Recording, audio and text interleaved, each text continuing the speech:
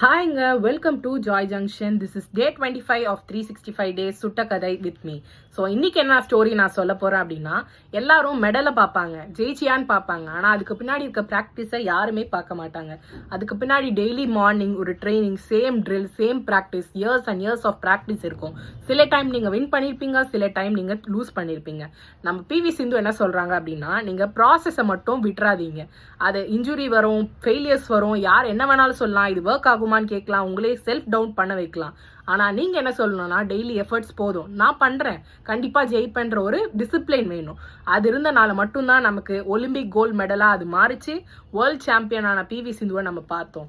So அவங்க என்ன சொல்கிறாங்கன்னா, ரிசல்ட்டை தேடி நீங்கள் போகாதீங்க. ரிசல்ட்டை தேடி போனீங்கன்னா ஸ்ட்ரெஸ் மட்டும்தான் வரும். ப்ராசஸை ட்ரஸ்ட் பண்ணிங்கன்னா ப்ராக்ரஸ் வரும். Progress is success. So daily கண்டினியூஸாக உங்களோட ப்ராசஸை நம்பி பண்ணுங்கள், கண்டிப்பாக சக்ஸஸ் வரும்.